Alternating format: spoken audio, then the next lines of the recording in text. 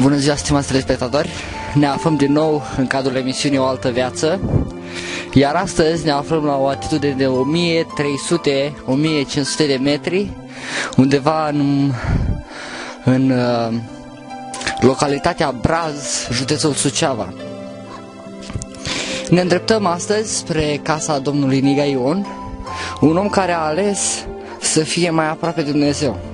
Locuind aici în vârf de munte, la această altitudine pe care v-am spus-o mai devreme, 1500 de metri, și alegând să fie mai aproape de Dumnezeu.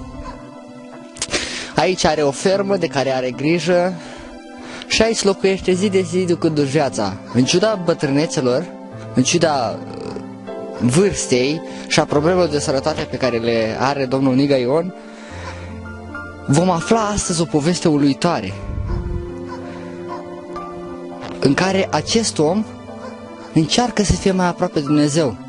Și nu numai cu vorba, ci cu fapte concrete.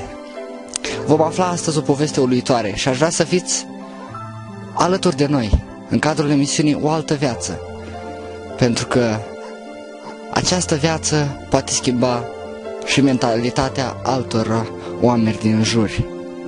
Deci, haideți să mergem în casa domnului Ion și să aflăm mai multe despre viața acestuia.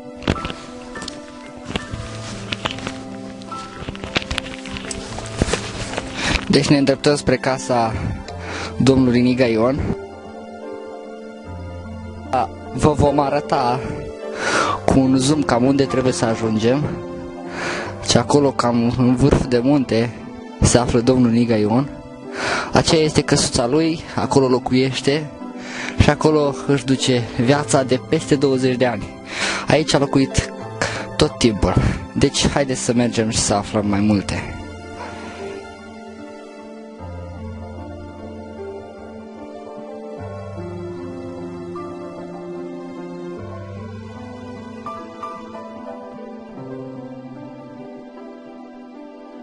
După cum spuneam, ne aflăm în casa domnului Niga Ion. Bună ziua, nene Ioane! Bună, măi, Robert! Bine ai venit la noi! Bine te-am găsit, nene Ioane! Ce mai faci aici? Ce să fac?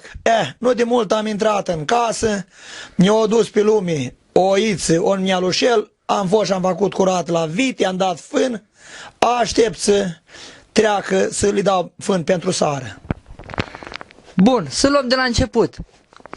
De câți ani stai matale aici, în vârful ăsta de munte? Peste 24-5 de ani.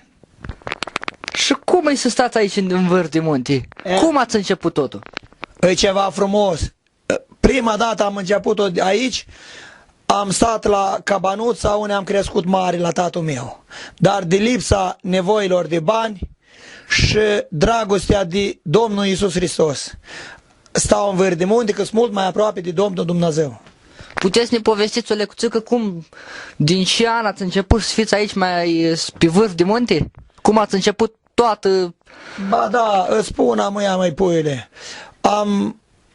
M-am însurat, am avut partea soției de la Câmpul Lung, am mai avut un calus, l-am vândut, am luat întâi 100 de prajini de teren. Am făcut șare la ocol, mi-au aprobat niște lemn și am radicat o cabanuță, care se numește pe aici la noi, prin sat, Bordei, cu 2 camere, 4x4, un granj pentru animale de 10 metri pe 7, smarg animale mai multe, atunci aveam 20 de oiți, dar am la 60, o vite mari, o pereche de cai, 5 câini, 2 mâți, găini, nici nu le mai știu câte sunt. Și din ce an ați început? N-ați spus anul, ați precizat anul. În orice caz, cam de prin 80-81. Aha. Și de atunci stați în continuu aici? Non-stop, vară și iarnă. Întâmpinăm nameți mari, friguri, fără lumină electrică, fără nimic. Ori bacaim așa cum putem și noi. Să înțeleg că aici în vârf de munte nu aveți lumină? Nu! A fost o firmă și o venit pe la primărie să ne pui lumina. Primarul s-a harațit cu niște consilieri, o dus-o pe micul la rudele primarului. Să înțeleg că aici stați încă pe opaiți, cum ar fi? Pe opaiți și pe o paiță și pe motorină. Și motorina fumică și eu sunt bolnav din 70. Să ajungem aici. Bine că ați început înainte, că mi-ați adus aminte.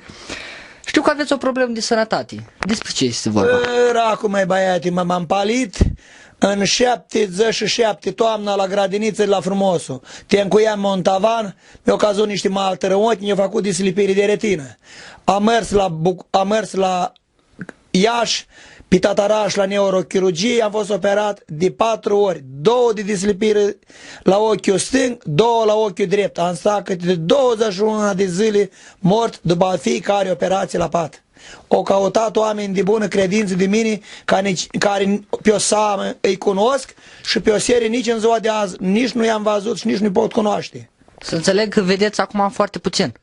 Da, m-am operat de lentile de contact, am pus lentile de contact la domnul Mihai Pop la București, mi s-a reușit operația, dar la noi am alunecat odată, am avut luxație de cristalin și am mers și mi-au așezat-o din nou și acum iar am luxație de cristalin. Dar totuși mă discut așa cu... Și de câți ani aveți problema asta de vedere, să înțeleg? Din 77, 8, 9, cam așa ceva. Și cum vă descurcați? Să înțeleg că este greu cu vederea. Greu de tot, da. Cum pot și eu? Am înțeles că totuși aici, în vârful ăsta de munte, aveți câteva animale.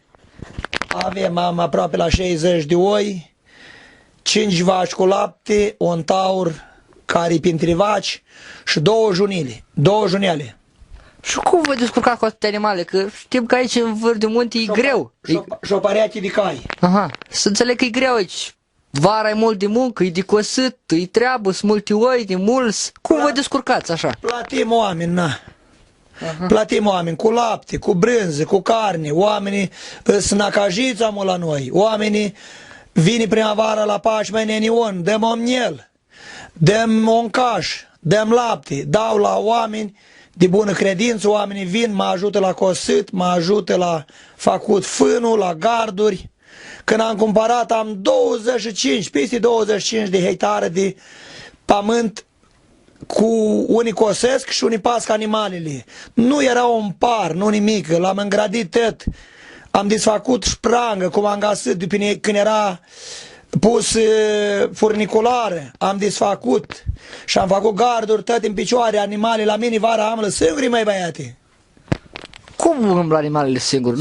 Nu mergeți, n-aveți cioban vara? Nu, am avut în câțiva ani și era scump și nu corespundea.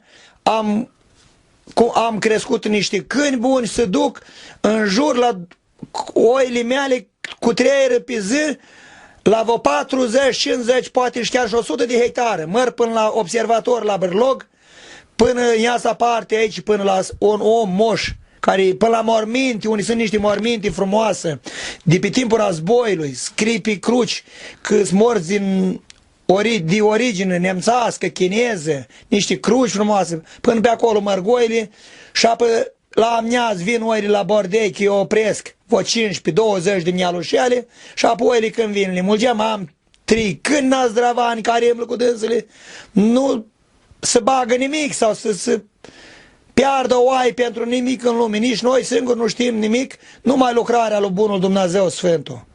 Să înțeleg că ciobanii sunt niște câini. Câini, da, câini frumoși. Dobrică, ciobanul, țiganul și mai am unul care e periculos de tot, îi spun lupul. Astea sunt prenumele animalelor pe care le aveți, adică ciobanilor, cum ar veni. Da, da. Aha. Și familia le spune tot niga. Tot.